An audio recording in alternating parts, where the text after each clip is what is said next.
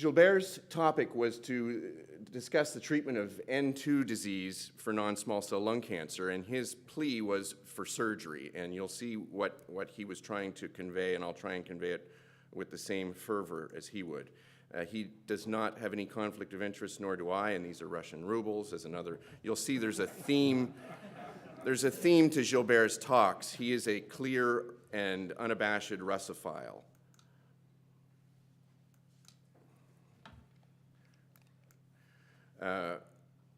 And why the discussion is biased? Well, he's a surgeon, and so am I. But we're comfortable with our bias for surgery for N2 disease, as I think it is, you'll see, is based in science.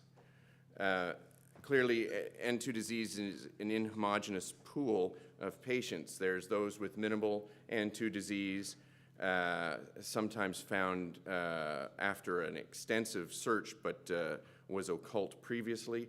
There's so-called potentially resectable N2 disease, and then there's bulky N2 disease. And I think all of us within this group, even just intuitively, but you'll see some science behind it, understand that these are different groups of patients, and with that, different prognoses.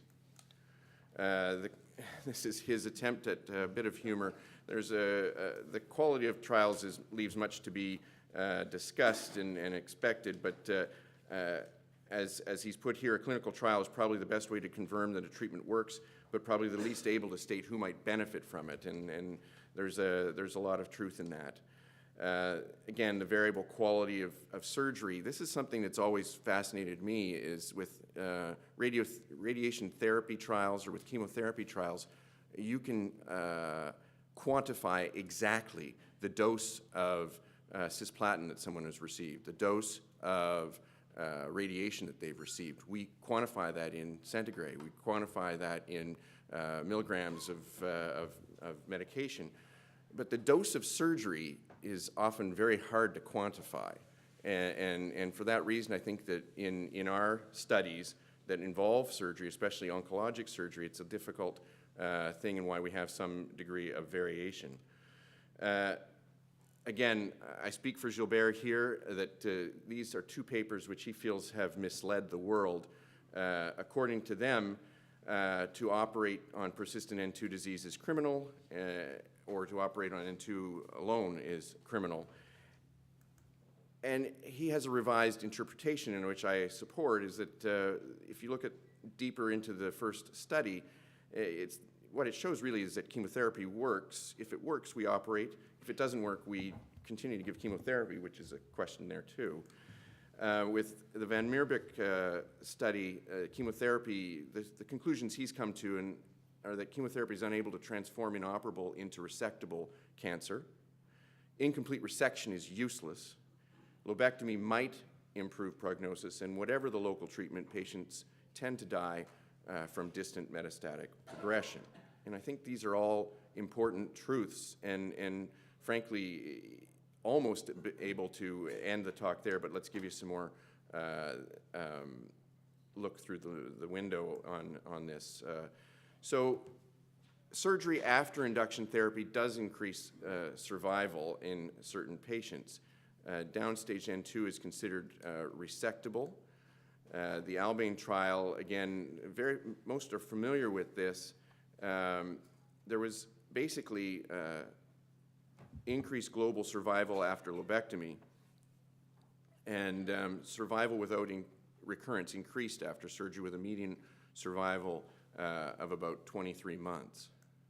These are the progression-free survival curves, and you can see how the surgical arm outperforms the non-surgical arm in alive without progression. This is the overall survival, which is less stark in terms of the contrast between the surgical and non-surgical arms. Again, if you take the subset of lobectomy, again, the surgical arm does better. The pneumonectomy arm did clearly worse, and that's why the overall survival curves are without sub-selecting for type of procedure overlap. So Gilbert would like to propose to you that it's reasonable to operate on persistent N2 disease, and so here's why. The Port trial demonstrated that surgical resection for original N2 disease after induction therapy had a reasonable mortality of about 2% to downstaging 36%, and relatively reasonable 5-year survivals after surgery. Seeing the forest for the trees, I expect that's what he was trying to show us there. The surgery offers a survival advantage in a trimodality setting. These are a number of studies brought together in a meta-analysis demonstrating the favoring for surgery. Upfront surgery is a valuable option. The paradox of induction chemotherapy is that there is no evidence of survival benefit for N2. And perhaps not better than adjuvant therapy, even after meta-analysis. And he pretends that it's likely due to different patterns of spread. Upfront surgery as first-line therapy in certain patients is demonstrated to be potentially beneficial, with no difference for the adenocarcinoma subtypes or for the EGFR mutation. Overall survival was better for those who had clinical N0 and single station N2, going back to the piece that if you believe, if the patient is clinically N0, then they're going to be a better subset than the people who are clinically N positive. This is unsuspected N2 disease does clearly better than patients with likely N2 disease. And as Gilbert would suggest, the advantages of upfront surgery are that they require no invasive staging, although lymph node dissection at the time of the full resection is mandatory. It would reduce your interval of time between diagnosis and treatment, reduces the cost, and reduces the anxiety for the patients.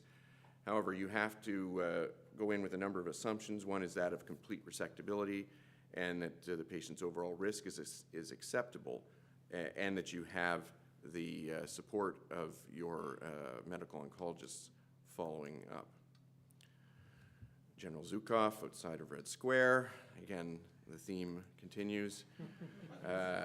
Some comments on prognostic markers. The importance of the ratio of the invaded lymph nodes. Again, it gets down to bulk of disease. Clearly, those that have less bulky disease, more microscopic disease, do better.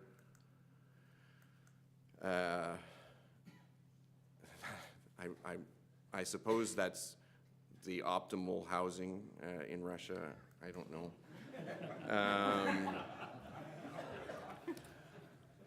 Microscopic N2 disease does exhibit a better prognosis in resected non-small cell lung cancers. This is another study demonstrating the poorer prognosis for patients who have clearly macroscopic lymph node involvement. Again, the EGFR piece here, and then the backwards piece of cumulative incidence and time to recurrence with skip disease.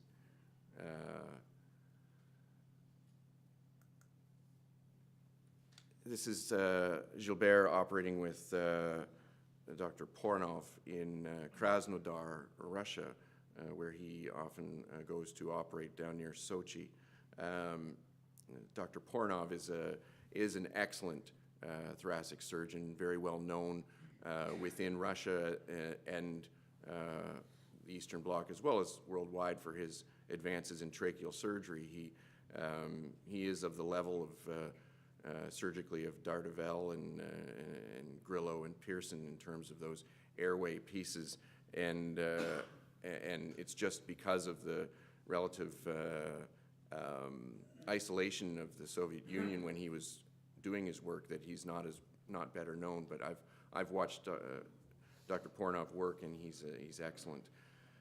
In summary, induction chemotherapy is preferable to adjuvant given the low response rate. An incomplete resection is meaningless. A complete resection may improve local control and survival without recurrence, and the "may" is where you stress on that sentence. Adjuvant radiation therapy should not be delayed. Metastatic progression is poorly influenced by classical chemotherapy. Again, targeted pieces as we learn to individualize our adjuvant therapy clearly has potential for improved results. Patient selection, as is always the case for surgeons, is critical. And the randomized controlled trials, which we often refer to, are a bit stale, but still provide some guidance. These are some of Gilbert's own personal thoughts. The TNM staging is becoming increasingly more complex, as you demonstrated in the poll during the last session. Prognosis is not that simple. There are factors involving the patient's motivation, tumor biology, the patient's overall function in all other organ systems, as well as their performance status, which have a role in your decision-making. Does anyone know who this is? This is Will Rogers. And Will Rogers was a humorist and social satirist in the United States. He's famous for what we call the Will Rogers phenomenon. And it came down to his statement about the people from Oklahoma who are often thought of as a bit lower in intellect, the Okies. And he made a statement about how when the Okies migrated from Oklahoma to California, it raised the IQ of both states. And it's a mathematical interest, and why I bring this up is that it has the same effect in our field, in oncology, with stage migration.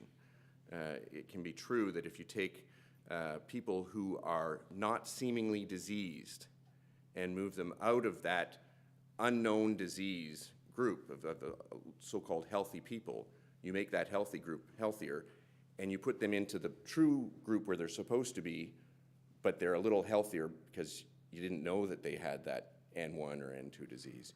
You increase the survival of both groups.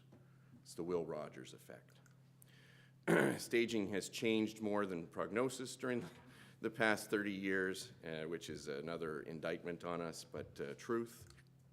Lung cancer is a disastrous disease, as we cannot cure it. We stage it. Pretty dour stuff. This is Gilbert in one of his more pleasant forms with a golf club in hand. Patients will not develop metastases following maximal local and regional treatment, though we do not understand why. All others will ultimately die from their disease. On that light note, he sends his greetings from Strasbourg and is very regretful that he cannot be here. This is the team that he leads. I think you recognize a leader not just for what they do, but for the team that they develop and that they build. And he has built a very strong team in Strasbourg that he can be very proud of. It's been a pleasure to present this on his behalf. Thanks.